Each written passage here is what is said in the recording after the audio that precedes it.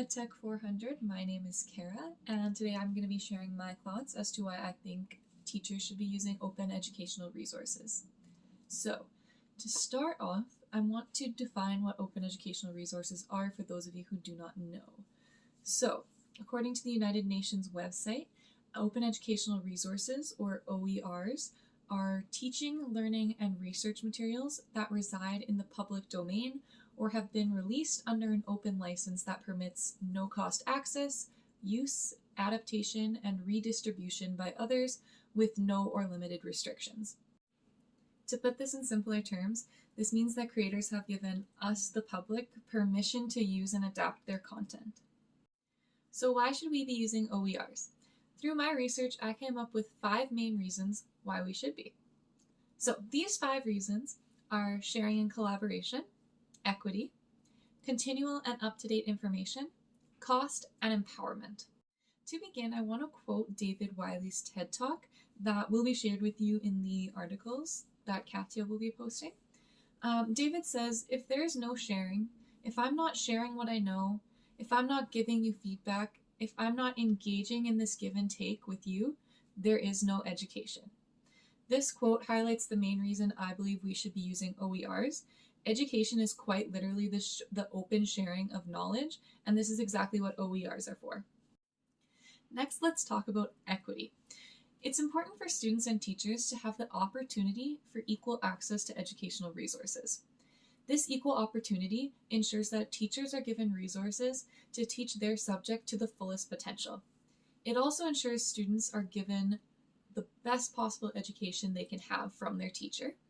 Just because teachers don't use OERs, it doesn't mean students can't access them either. The great thing about OERs is anyone can access them, so students could go and seek out their own open educational resources. For example, there are many YouTube videos that are considered open educational resources. Next is the idea that OERs are completely up to date and always improving their information. So OERs are constantly being updated and improved to better fit the curriculum. These improvements are able to be accessed immediately. Now, yes, textbooks can be updated and you're able to access those textbooks, but you do have to wait for them to be printed and you have to pay for the updated version. For me, this reminds me of my Math 111 class. I was told to get version 8 of this textbook. It was $150 and I really didn't want to pay $150 for the new version. Instead, I used a 4-year-old textbook that was just 2 versions below, and it was basically the exact same, just a few pages had changed. So basically what I'm trying to say here is even though textbooks are updated just like OERs, OERs are immediately updated and you can access it and you can access them for free. This brings me to cost. So OERs are completely free, which means teachers and schools will be spending less money on resources. The funds that they used for resources can now be used for bringing new things into the classroom, like Chromebooks, tablets, smartboards, or bringing things into the school like new equipment for sports or art supplies. Lastly, I think OERs really empower students and teachers. Teachers who use OERs have access to so many great ideas and the freedom to use those ideas to design lesson plans and create meaningful experiences for their students. This type of sharing can create passionate teachers who feel like their teaching is making a difference in not only their students' life, but in other students' lives as well. Students can also use OERs to supplement their own learning in school, or they can use it to investigate their own interests.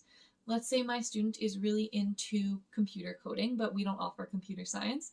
We can use an OER to let them investigate their passion.